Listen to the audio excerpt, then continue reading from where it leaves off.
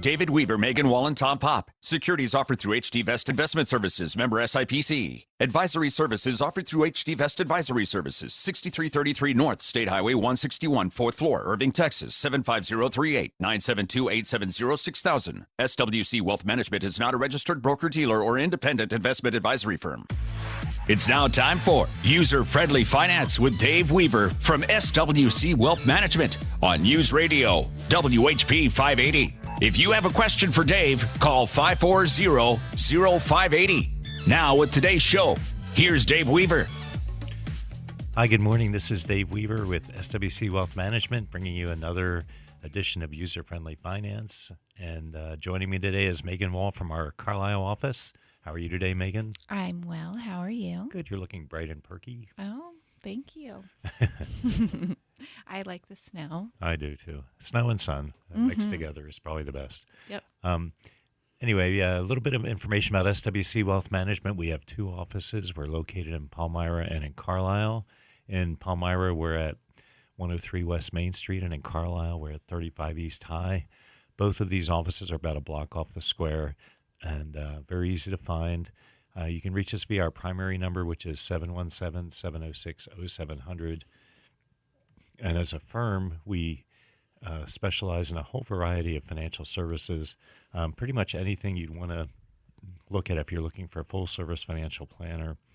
We do retirement planning, which is one of the things that we spend quite a bit of time on.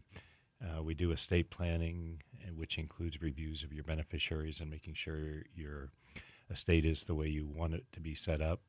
College planning, which includes things like 529s and I guess the old name was covered IRAs, but they're starting to lose some favor, especially now that you can use 529s for K through 12. But tax planning, which is we're deep in the throes of doing taxes right now, not so much tax planning. We do tax planning throughout the year so that hopefully at tax time we're just compiling things, not trying to figure out why we owe so much money. We've already done our planning and people are already covered, hopefully at this point. 401k, which includes evaluation of your current 401k, how you're invested, and rollovers if it turns out that that's appropriate. We do insurance, which includes long-term care, life insurance, variable annuities. We don't do health insurance or property and casualty. And again, I mentioned the long-term care and life insurance. Our team, for anybody who's interested in finding a little bit more about our team, we have at this point, we have 5 reps, I guess. You and I and Tom. Tom Pop is located typically in Carlisle. We have Rod Mason, who is working typically out of our Carlisle office, but resides in Mechanicsburg, and Mary James, who is in the Harrisburg area, but would more typically be found in the Palmyra office. So all those people are affiliated with our firm. Again, you can check out our website, I think, at this point and find out a little more information about them. We're trying to get our website, as I mentioned before, finished up and ready to go. So I think we're within... Each day you may see little changes. Yeah, every day we're seeing little changes. I just saw we got a little bit more through compliance again over the weekend, or at least we have more at compliance being reviewed. And hopefully that'll be here when we have the new website and logo, and we'll also see our new tagline with the SWC True North Wealth Management, which ties into some of the subject we're going to talk about today. We've been talking over the last couple weeks about the 8 wealth management issues. We started with just trying to define what they all are, and then we spent last week talking about investment management, which is just one of the 8 of the issues that we were going to try to cover over the next 8 weeks, one a week, just to give you an idea of the things that you should be looking at as you're doing your financial plan and trying to take a holistic view of your financial situation. So again, we started with investment management. We talked quite a bit about debt management and putting together a budget, but we'll cover that in another subject down the road. Today we're going to talk about the subject of family risk management, which is insurance planning, which includes such things as long-term care, disability, and life insurance. A lot of people don't like the subject of life insurance. It kind of turns people off paying money for something you may never get the benefit of, but just like your car or your home, if you need it, you need it, and you want to have something in place. And then retirement planning that may even take a couple of shows, and we'll at some point cover retirement planning. So, Megan, why don't you touch on what the last four are, and then we'll cover those in another show. Absolutely. So we have education planning, which again, Dave mentioned, generally involves 529s, but if you are a small business owner or have some special circumstances, there may be other ways to plan for education costs even more efficiently. Estate planning. Estate planning is really just trying to protect what you would like to pass on to your heirs. Business. I think our fancy name is legacy planning. Legacy planning, absolutely. Right, so if there is something that you would like to pass along, we want to make sure that it's set up to do that in the most efficient way possible. Yeah, no, I think it's funny when we talk about our financial plans, and we talk about estate planning, what you want to leave to your kids, and it seems like probably 3/4 of the time of the answer is I don't necessarily care if I have money left for my kids. If I have $1 left, that's fine.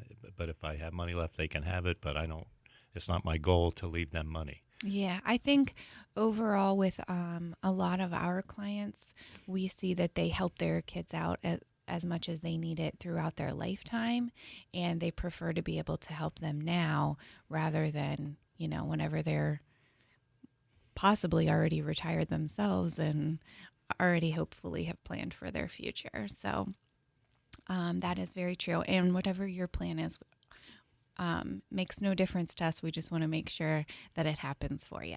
Yeah, the way you want it to be. Absolutely. Business planning. So if you need help figuring out employee benefits, that's another part of risk management, your financial goals for your business, whether you needed to create a retirement plan for your business. There's a lot of different aspects in there. And then finally, special situations planning. So special situations planning can be a wedding. It can be if you want to buy a beach house whenever you retire. It can be anything special that you have as a goal that would involve finances and just helping you create the best path to make that happen. And it was interesting, just over the last couple of weeks, we've had a couple of discussions with clients about weddings and the subject of weddings, and how you support a wedding has a wide range. And we had people that have done, here's $10,000 and spend it however you want. We've had other people that want to spend a large amount of money for a wedding, particularly for their daughters. That's historically been the way. I think that's changing as people are getting married later. A lot of times they're paying for their own weddings, or families are supplementing it. But it can be a big topic, and you don't want to, if you're going to do it, you want to plan for it, because you don't want to all of a sudden be popped in with a $10,000 or $20,000 bill that you weren't 10 taking. or 20. It could be more. It Yes. can absolutely be more. It's likely to be more if you want a large traditional to pay for everything for your children. But I'm finding more and more families who like to give a gift that can be used towards a wedding, towards a house, whatever it is. Right. And this is, this is our contribution rather than trying to foot the whole bill. I think as people get married later and later, people are planning and saving themselves, and it's not necessary. Yeah, it's a whole different thing. So our subject today is going to be, we're going to be on the subject of family risk management. We'll cover that after the break, or start covering that after the break. If you have any questions, give us a call. Again, the number 540-0580 or 800-724-5801. This is Dave Weaver and Megan Wall with SWC Wealth Management and User Friendly Finance. Let's get back to User Friendly Finance with Dave Weaver on News Radio WHP 580. Hi, this is Dave Weaver again with User Friendly Finance, coming to you from SWC Wealth Management.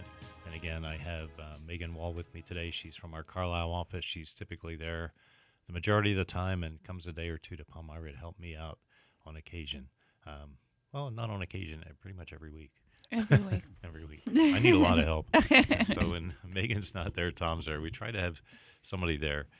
We have a lot going on in both offices, but Yeah, and we like to try to have our clients get to know more than one of us, even though you have one advisor. That way, um, that you can talk to other people if you have a question and one of us is in a meeting or unavailable for some reason. Yeah, a lot of times when you have a financial issue, you want to make sure it's addressed right away. So we try to make sure that somebody's available, somebody that you know, somebody you feel comfortable with, and hopefully your financial advisor has some kind of a team approach that they can accommodate that.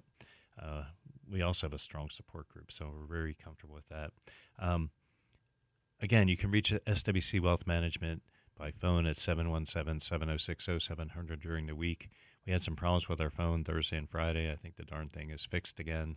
Um, and I think we're now set up to be able to be a little more efficient on the phones with our new phone system. So that'll help. And then you can also reach us via the web at swcwealth.com. But if you tried to reach us Thursday or Friday by phone and we weren't available, that's the reason we were having big problems with our telephone service. And now we're back in full gear. We try to get back to every call or every response or question from the email within a day. If we haven't gotten back to you, you should check back with us because somehow we didn't get the message, because we really try to get every call or email within 24 hours. So our subject today is going to be the family risk management, which really we're going to cover 3 different areas today. There may be more. We're not going to cover them all in detail. We'll probably do shows down the road that may cover specifically any one of these topics. So the first thing that we're going to talk about is long-term care insurance. And we're not going to get into all the nuts and bolts and nitty-gritty of long-term care. If you have questions, though, feel free to call. We still have our $10 Panera gift cards. And the calls from last week we'll have out on Monday. And but anyway, we have our $10 Panera gift cards. So if you call in, Artel will take your information and get a gift card out to you. But long-term care insurance is something that's becoming more and more used, or at least talked about. We have people that ask us about it at least a couple times a week, whether it makes sense for them. Is the cost worth the price? Is the cost worth it compared to the value that you get from it? Everybody, it seems anymore, knows somebody who's had experience with a nursing home, and the cost can be devastating to your financial situation, which created the need for long-term care insurance.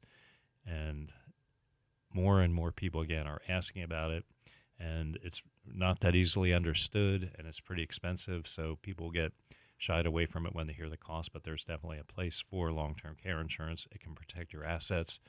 If you ending up in a nursing home, the cost can be anywhere from $3,500 to $11,000 or $12,000 a month, and that's a significant drain on finances. So if you're at the top range of that and spending $144,000 a year or so, it doesn't take long to burn through a lot of assets. 4 years will take you through, $500,000. So it is an expense that you want to be careful about and think about, and you need to make decisions about how it fits into your plan. So one of the first things, as you're looking at long-term care insurance, and we'll just talk about long-term care insurance and briefly touch on life insurance that has what they call life access riders. But with a traditional long-term care insurance, you're paying a premium, and in return for that premium, if you go into a nursing home, they'll pay costs associated with the care with certain items that we'll talk about now, or I guess not caveats. I don't know what the right word would be, but they're aspects of long-term care that come into play with the cost of your insurance. So the first is the elimination period. Do you want to talk a little bit about that, Megan? So elimination period is basically considered a time deductible. So it's from the time period from when you submit your claim until they begin payments. And there's all different numbers of days. Depending on the company, it could be as few as 10 to up to 360 days. And I guess the shorter the number of days of the elimination period, the more your premium is. I absolutely, I would imagine. And this is also something that you may want to look into to coincide with Medicare, and if you have insurance that gives some amount of pays something towards a nursing home, you would also want to, put all these pieces of your puzzle together. Yeah. And that elimination period, like we said, could be it's a pretty broad range. 10 days to a year is a lot, and somehow you want to try to coincide that with Medicare if you're on Medicare, as they'll pay a percentage of your early visits, usually 90 days, but varies by state.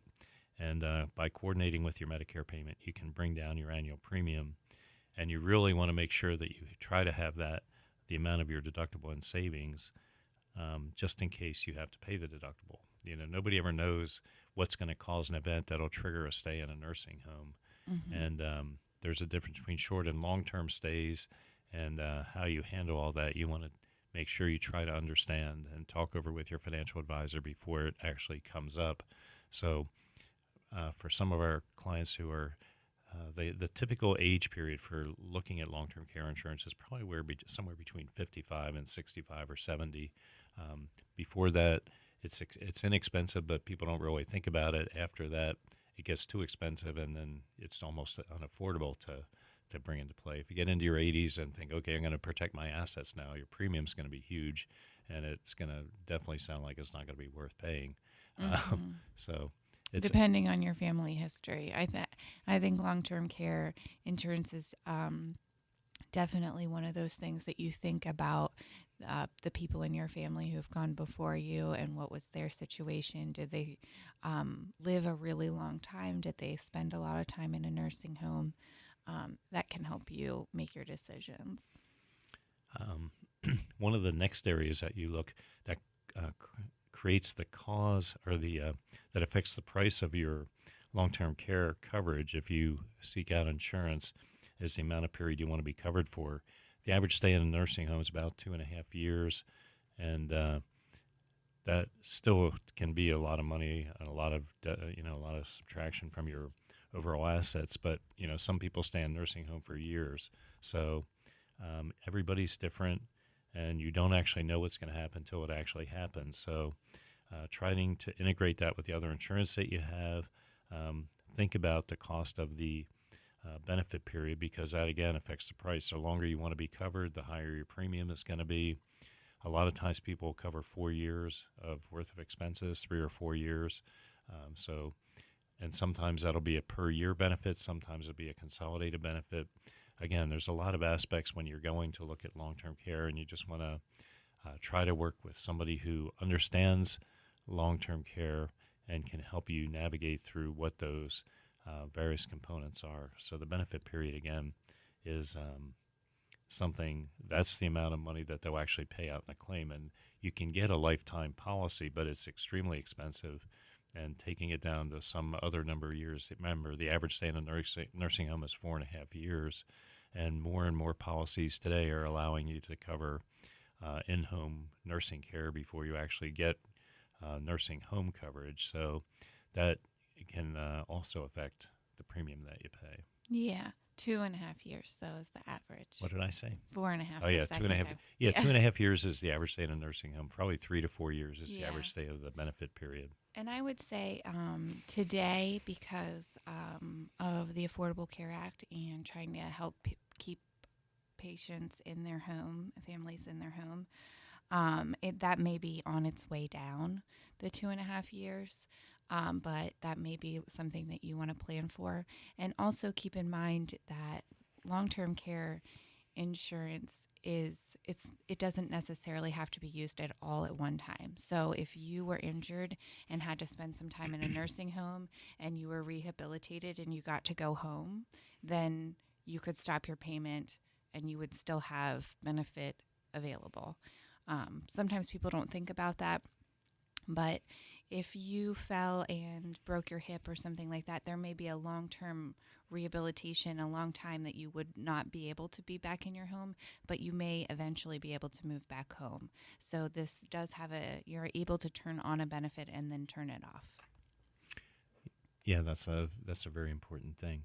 The next aspect to look at with long-term care is your daily benefit, and that can vary hugely depending on where you go. But for long-term care coverage, you control the price per day by the premium that you pay. And that, again, varies a lot by policy, by area. the average stay, I'm not sure exactly what the average stay around here is. It might be in the neighborhood of $300 a day or so. Could be a little bit less, but if you start from that standpoint and again go up to $11,000 or $12,000, which would be for a significant amount of care, somebody in a dementia unit or extremely skilled nursing, again, your policy can be designed to cover the amount that you want to try to cover, but the more you cover, the more expensive the policy is going to be. A lot of times they'll take the benefit period times the daily benefit, and that's what determines your overall coverage. I guess we better take a break at that point. We'll come back to the subject of long-term care. Again, a complicated subject. Give us a call if you have any questions, 540-0580 or 800-724-5801. This is Dave Weaver and Megan Wall with User Friendly Finance. To reach SWC Wealth Management, contact their offices at 706-0700. Now back to the show. Hi, this is Dave Weaver and Megan Wall again with User Friendly Finance, brought to you from SWC Wealth Management. I think I forgot to mention our website address, which is swcwealth.com. So if you want to reach us during the week, you can either call us at 717-706-0700 or via the web at swcwealth.com. With any luck at all, our phone will be back in service first thing Monday morning. It was Friday afternoon, so hopefully we're on a roll. That's no good when your phone doesn't work at work. So if you do have problems, you can reach us via the web at swcwealth.com. We had a question over the break about whether or not pre-existing conditions can impact your ability to get long-term care insurance, and they absolutely can. It's interesting if you're a little nerdish like I am and Megan is, but the qualifications for long-term care are a little bit different from life insurance. With long-term care, they want to check to see about circumstances that may cause you to be needing care for a long period of time. And life insurance, they're trying to make sure you don't have conditions that will make you die quickly. So it's almost the opposite thing that they're trying to insure against. So pre-existing conditions, depending on what it is, could absolutely affect your ability to get either long-term care or life insurance. Both of them require some version of a medical evaluation or at least medical tests and potentially looking at your medical records. So I guess the answer to that question is, pre-existing conditions could definitely bog you down. Yeah, and they could definitely make it more or less expensive or cause the insurance company to just say no. Right. Yeah, absolutely. And life insurance, it'll raise your rate, and long-term care, it could do either as well. Okay, with that, we'll go to Shirley in Mechanicsburg. Hi. Good morning. Good morning. How are you today? Well, just fine. I have some questions because I'm using my long-term care claim right now, and I'm surprised at how much things they do not cover. I know. You got to be very careful about the... Now, I'm wondering, with what isn't covered, can you deduct that from your income tax? Yes, you can. Whatever you have to pay out of pocket can be covered on your income tax.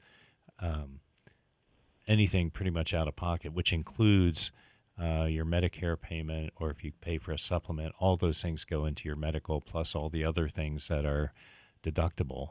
The deductible for, at least in terms of your tax return now, has been going back and forth, starting for the tax year of 17 and 18, it's 7.5%.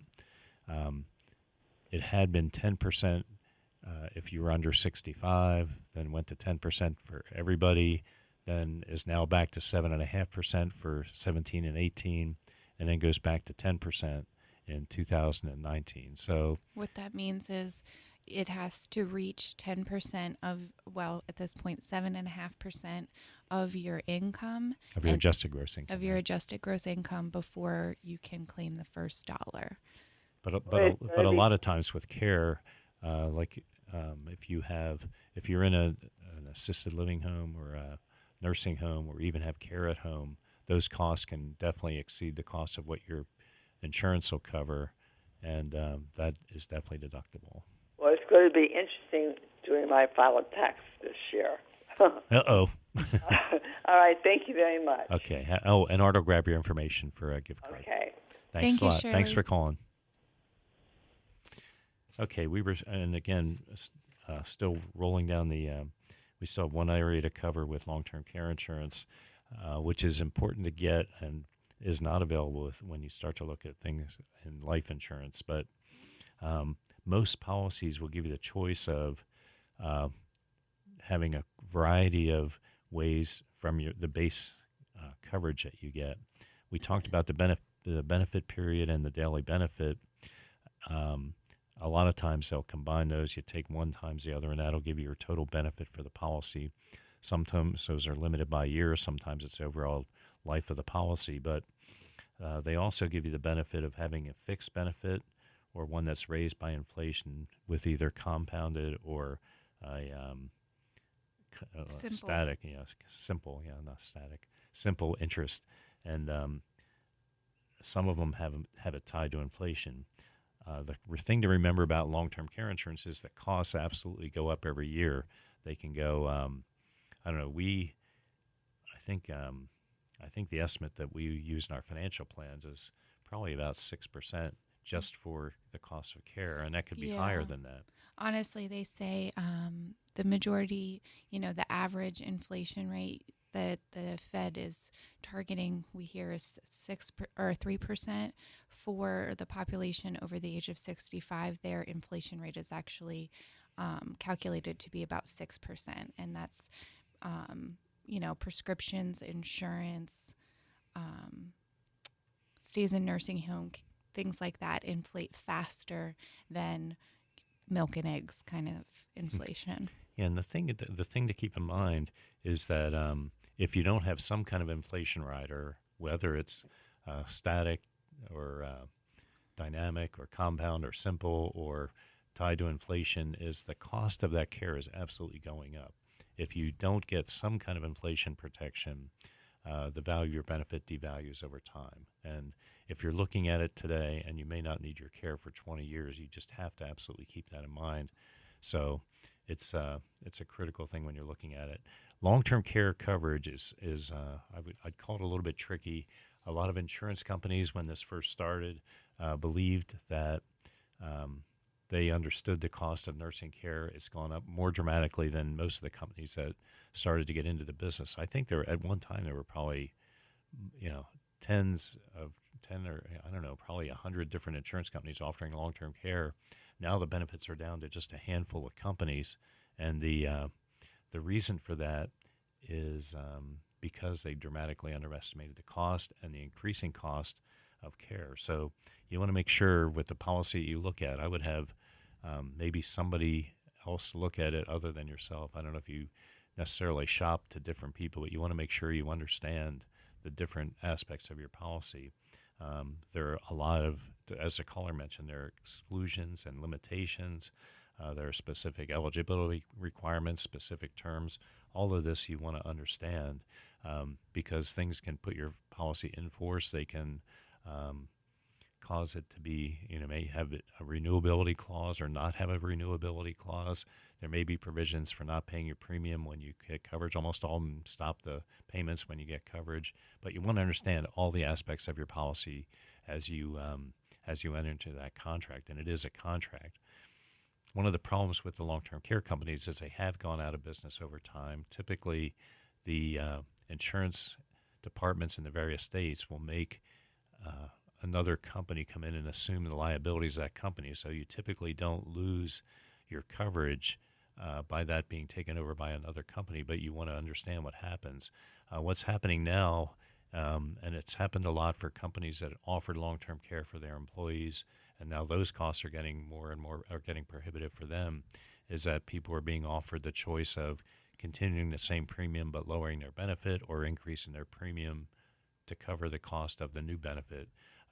They can raise the cost of the, back in the day they would always say we've never had any experience in raising our rates, but they have to raise it as a group, meaning they'll have a big pool of people and they have to raise it for everybody. They can't single you out to raise just your premium, but they can raise the premium for a whole group, and that has happened as time's gone on, expenses have gone higher than were expected, and the plans were just underpriced, I think, over time. Mm-hmm. So it is a good idea to research the company that will actually hold the policy Yeah, and know what particularly they're for rated and things of that nature. Because sometimes you hear about a policy that sounds, hugely better than another policy, and sometimes that's a company that's not necessarily rated as well. So those are things that you might want to look at. yeah, in long-term care especially, you want to make sure you understand the credit rating of the company that you're dealing with, and there are a couple different rating agencies you can go to and look and check the financial viability of the company. That's probably even more important with long-term care than it is with life insurance. So with that, we'll take a break, and we'll come back and finish up on the subject of life insurance. Again, we're just touching on these, and we'll probably have a show in more detail on all of them sometime down the road. But keep all this in mind as you're thinking about the things that you need to cover. This is Dave Weaver and Megan Wall with User Friendly Finance, brought to you by SWC Wealth Management. Welcome back to User Friendly Finance with Dave Weaver on News Radio WHP 580.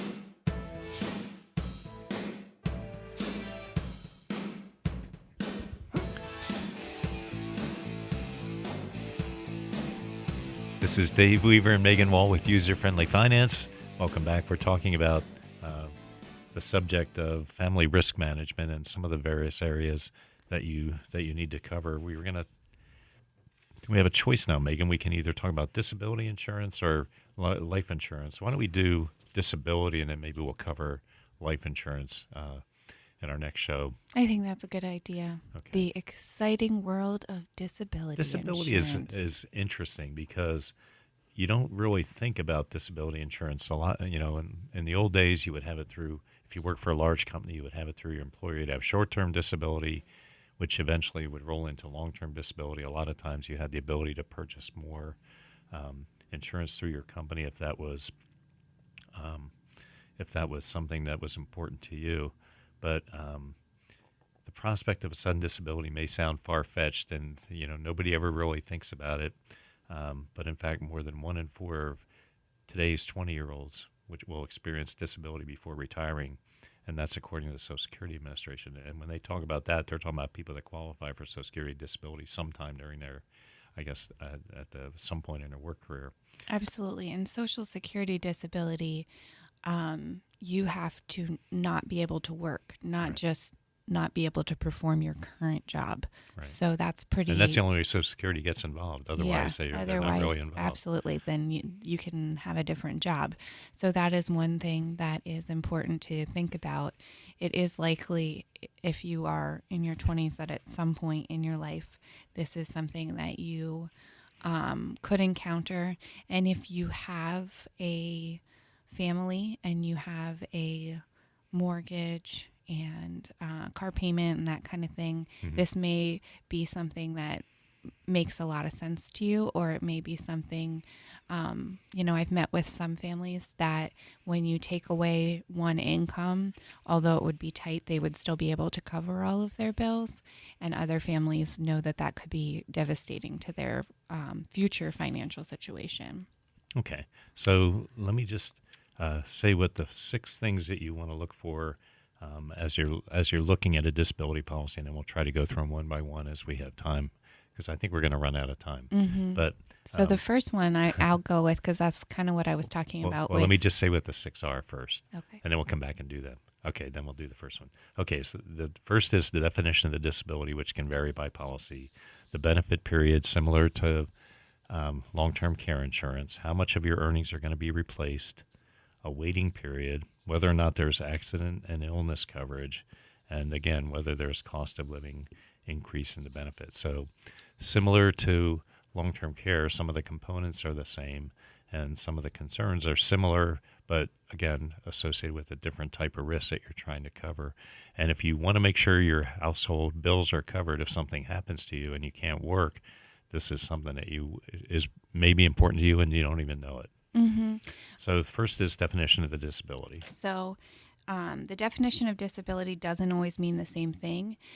Disability can either mean that you are not able to perform your current job or a job that is makes sense for your education and experience, or it can mean that you are not able to perform any job.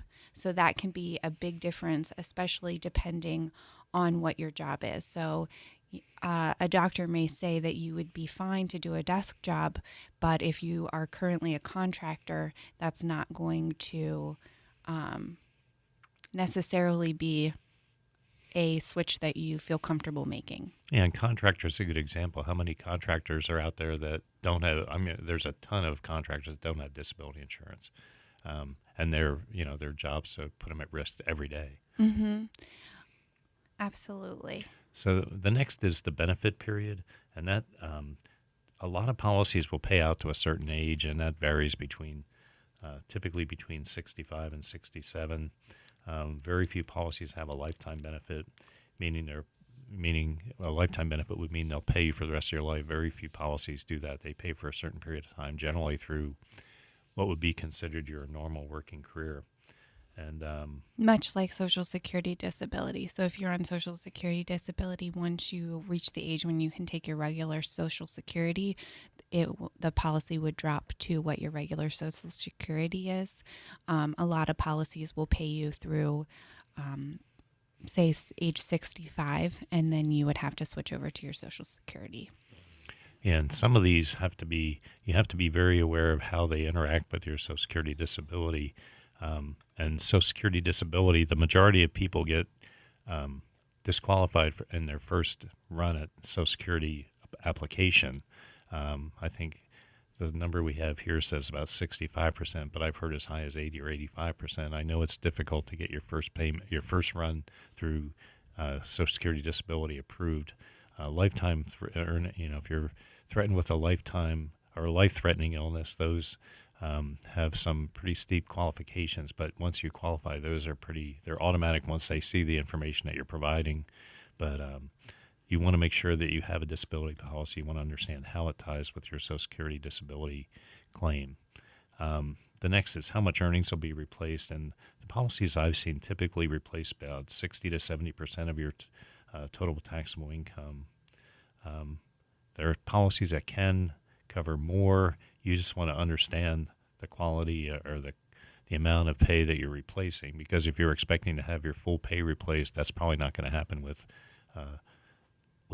typical disability coverage. Absolutely. And often there will be a little lag in the time you apply till you get it covered. So, that emergency savings that we talk about is always very important, that you want to have that safety net in place, as well as these policies. Yeah. So again, pay attention to the details. The devil in all this stuff is in the details, just like a lot of other things. Similar to what we talked about with long-term care, there's a lot of times a waiting period or elimination period where the time period that we talked about for long-term care can be anywhere from 10 days to a year. These are typically shorter, usually 30 to 90 days. So you're still going to have some amount of period that you're going to be spending without income in a typical disability policy. I'm sorry, go ahead. I was just going to say, and the shorter the waiting period, of course, the higher the premium. Yeah, so the longer the elimination period you think you can afford, the more reasonable the policy is going to be. And typically your first check arrives about 30 days after your elimination period ends. So this is a lot to kind of ponder through, but if you think about your daily expenses, and one of the things that we find when we meet with people, even to talk about retirement planning, is they don't have a good handle on your expenses. And if you don't have a good handle on that, it's hard to figure out a good disability policy that would work for you. I haven't had a disability policy. I probably should, but for me, I usually try to keep enough back to cover at least 3 to 4 months worth of pay, if I can do that. And but it takes a while to get to that point, and it's not that important for everybody. It's just what you're comfortable with leaving uncovered. Mm-hmm. So people don't like the subject of insurance. I guess that's the long and short of it. Yeah, and there are some things that you're going to decide are worth insuring and some things that you are not going to try to insure, and everyone has their own idea. We just try to make sure that the education is there for our clients to decide which things are more important to them and which things are less important to them. Another thing to look at when you're looking at disability coverage is whether it covers accident and illness, both. 90% of disabilities are the result of illnesses, but accidents such as a car wreck or a fall from a ladder, there are a bunch of different things can put you at risk. Most policies cover disabilities associated with both accidents and illnesses, but you want to make sure that your policy does. There are a few carriers that offer accident-only policies, which may be not as much benefit to you if you, depending on, well, I guess it depends on what everybody's individual situation is. But ask your agent about the coverage and make sure you understand what is being covered. Purchasing disability insurance is less about the price and more about the ability to protect your income if something happens. So, is it worth the price? You have to figure that out for yourself and figure out what kind of coverage would be worthwhile to your family. And then the last thing is the cost of living increase in the benefits. A long-term disability deprives you of income unless you're careful. It also puts you at the mercy of inflation, just like we talked about with long-term care.